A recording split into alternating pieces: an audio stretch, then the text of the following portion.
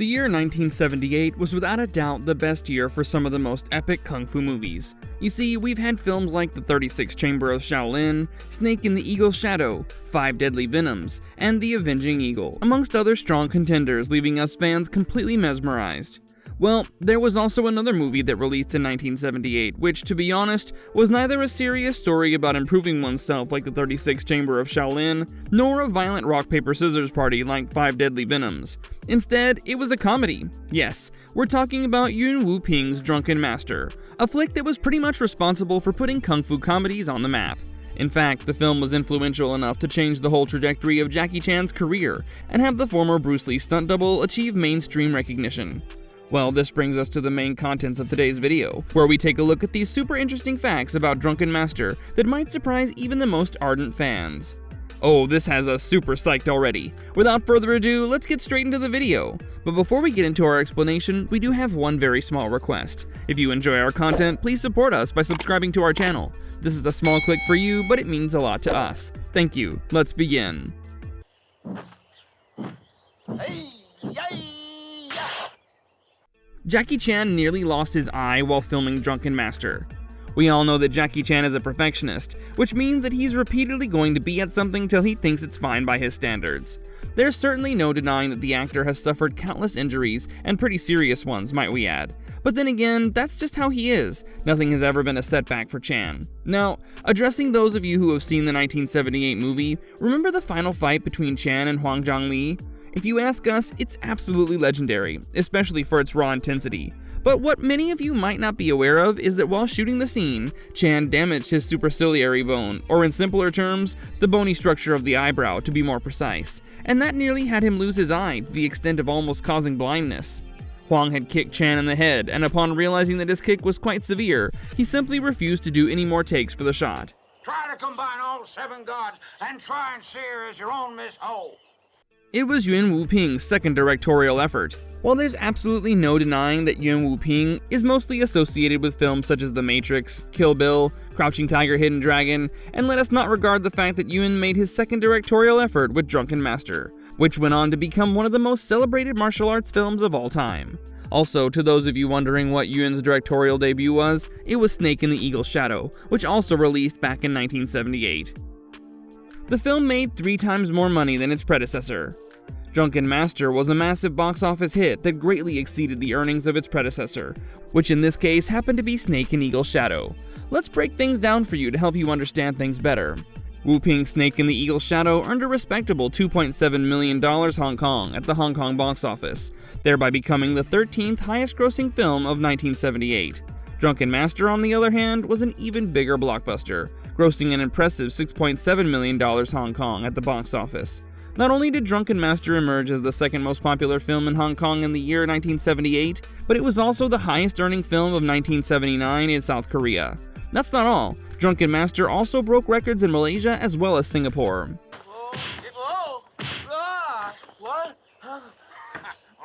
Yuen Xiu-tian was doubled by his own sons.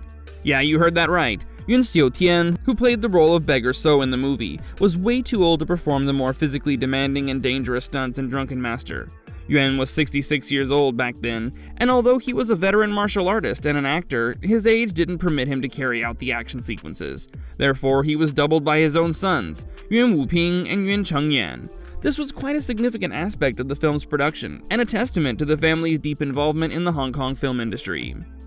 Yuen Xiu-tian died shortly after filming.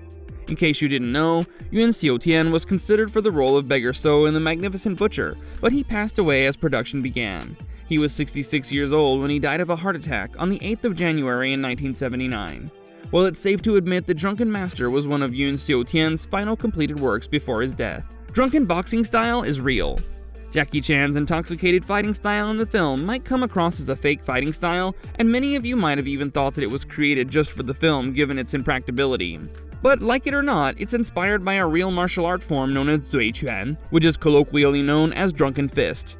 While the Drunken Fist style in the flick is accentuated with actual alcohol consumption, real-life practitioners concentrate on replicating the movements of an intoxicated person. Of course, it might seem like a modern development, but its origins date back to ancient times with connections to both the Buddhist and Taoist religious traditions. The Taoist style is derived from the Taoist tale of the legendary 8 drunken immortals, and the Buddhist style is closely linked to the Shaolin Temple.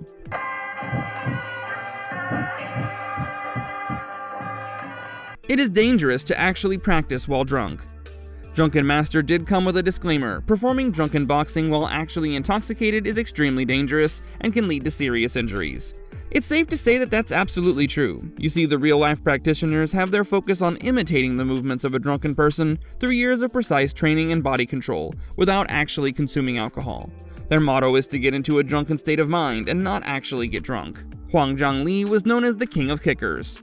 Huang Zhangli, who essayed the role of the villainous Thunderleg in the movie, is still in fact widely and consistently known as the King of Kickers among fans of martial arts cinema. Huang earned this legendary title due to his incredibly fast, powerful, and precise kicking techniques, which were showcased in countless films during the golden age of Hong Kong action cinema in the 1970s and 1980s. Also, if we may add here, Huang's most iconic fights against Chan in both Drunken Master and Snake in the Eagle's Shadow cemented his reputation. Huang Zhangli was one of the few martial arts film stars who could genuinely perform a variety of difficult, high-flying kicks with a combination of speed and power that few others could match, making him a formidable and memorable on-screen presence.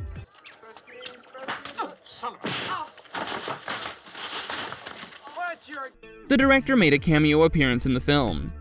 Yuen, who served as both the director and action choreographer in Drunken Master, made a small appearance in his own film as a man with a bucket of greens or vegetables. Truth be told, it's a rather quick and very easy to miss appearance, but making a brief appearance, Yuen adhered to the Hong Kong cinema tradition of directors making small cameos in their own productions.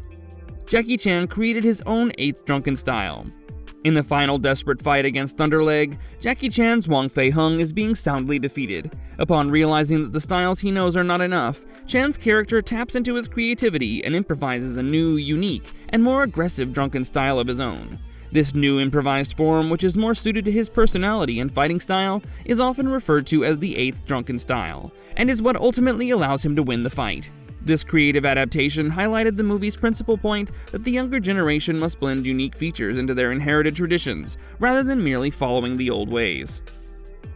Help! Answer! My poor head! Where are you? The film launched a franchise and inspired countless imitators. It's only fitting to state that Drunken Master didn't just launch a successful film, but it also ended up creating an entire subgenre, and dare we disregard its franchise? The film's formula was an immediate success that led to a flood of imitators from a horde of studios, who tried their best to cash in on the craze. As for the franchise, Drunken Master was followed by 2 sequels, Drunken Master 2 and Drunken Master 3, both directed by Lau Kar-leung in 1994. The film established Jackie Chan's signature comedy action style. Drunken Master is widely regarded as the movie that solidified and perfected Jackie Chan's signature comedy action style. Prior to this film, the kung fu genre was dominated by mainly serious and stoic heroes. Yuen second directorial effort broke this mold by presenting a protagonist, Wong Fei-hung, who was a mischievous and lazy slacker. The film's brilliance lies in its seamless integration of comedy directly into the choreography itself.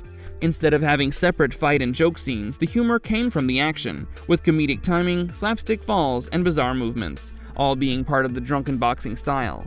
This new formula, which also heavily featured Chan's unique use of props and environmental objects in combat, resonated immensely with audiences.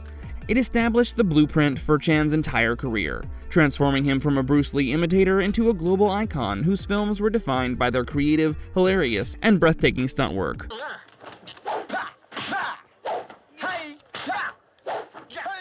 The training sequences were brutally realistic. The training sequences in Drunken Master were intentionally and often brutally realistic, a hallmark of the old-school Hong Kong martial arts genre. The grueling training regimen depicted on screen, which included hand conditioning by striking hard objects, developing balance by walking on thin posts, the painful stretches and drills, and adding to this, the famous hanging upside down pose to perform sit-ups and simultaneously fill a bucket in that very position using 2 tiny cups. None of these were faked. These sequences emphasize the dedication required to master martial arts. The genuinely physical struggle, the sweat, the visible pain on Jackie Chan's face were a result of a filmmaking style that prioritized raw, physical skill over special effects. And this authenticity is what made the training sequences so compelling and believable to the viewers. Wong Fei-hung was reimagined as a young rebel. To those of you who consider yourselves fans of the late Wong Fei-hung, you know how he has always been portrayed. Well, for those of you who don't have any idea, Wong Fei-hung has mostly been depicted as someone who is serious and wise. You know, like a noble figure who values tradition and virtue. At least Kwok Ta-king established this stoic image for decades, but Drunken Master ended up completely subverting the entire image and presented Wong Fei-hung as a rebellious, lazy, and impulsive young man. Wong's character in the film shows him as someone who's not disciplined, disobedient to his father, and forced into training under the fierce tutelage of Beggar So. If you ask us, we surely think that the creative choice was simply brilliant. By reimagining the hero as an irreverent and flawed character, the movie not only injected a much-needed comedic element into the genre, but was also a radical departure from his previous portrayals, further making him incredibly relatable to a new, younger audience. No wonder this fresh spin on a classic folk hero became the perfect vehicle for Jackie Chan's unique comedic persona, bringing the much-needed new energy to the character. Jump then. Seasonal Films Corporation was an independent studio. Say hello to the film company that was behind the release of Drunken Master. Seasonal Films Corporation was an independent production studio that was founded by the legendary producer and director Yuen. At the time of Drunken Master's release in 1978, the Hong Kong film industry was dominated by powerful studios, primarily Shaw Brothers and Golden Harvest. It goes without saying that Yuen and his film company were both a vital part of the independent scene that challenged the established order. Their massive success with films like Snake in the Eagle's Shadow and Drunken Master demonstrated that independent productions could not only compete with, but also surpass the major studios at the box office. This helped usher in a new era of filmmaking, and gave more creative freedom to rising talents like director Yuen Woo-ping and actor Jackie Chan. The film featured minimal wire work. Drunken Master, unlike many other martial arts movies of the time, depended mostly on Jackie Chan's acrobatic skills and didn't use many special effects. The film emphasized real martial arts skills and physical humor, and not complicated wire work or special effects for that matter. It influenced video game characters. Drunken Master had a profound and lasting influence on video game characters, particularly in the fighting game genre. The film's unique and eccentric fighting style, Zui Quan, became a beloved archetype for various video game designers. The most direct and famous example is the character of Lei Wulong from the popular Tekken series, whose fighting style is a direct homage to Jackie Chan's character in the film. Similarly, Bo Rai Cho from the Mortal Kombat franchise is an obese Drunken Master. Safe to say that the 1978 film's blend of comedy and fighting created a memorable character type that perfectly translated to the world of video games.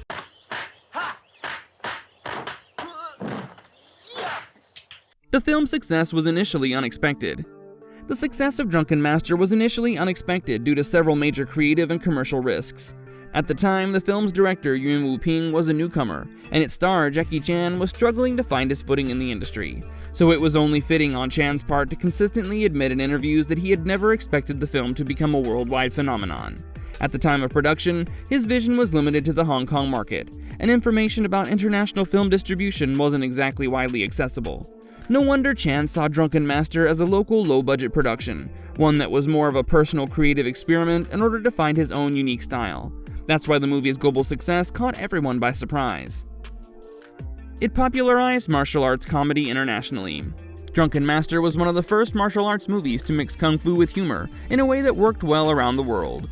This idea paved the way for innumerable copycat projects, establishing an entirely new subgenre in martial arts cinema. The film created a cultural legacy. Drunken Master created a profound cultural legacy that reverberates to this day. Beyond its entertainment value, the 1978 film inspired countless movies, music, manga, anime, as well as video games. Furthermore, the movie helped Jackie Chan establish himself as one of Asia's most prominent actors, as well as raise global awareness of Chinese martial arts and culture. Drunken Master's influence may still be observed in today's action comedy productions around the world.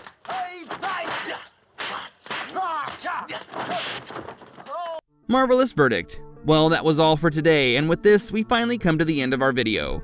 So who here has seen the movie? Have you seen the sequels to Drunken Master? Don't hesitate to hit us with your thoughts in the comments section, and do let us know what it is that you loved about the 1978 film. Also stay tuned as we promise to come back with more exciting content. Till then, goodbye and have a nice one.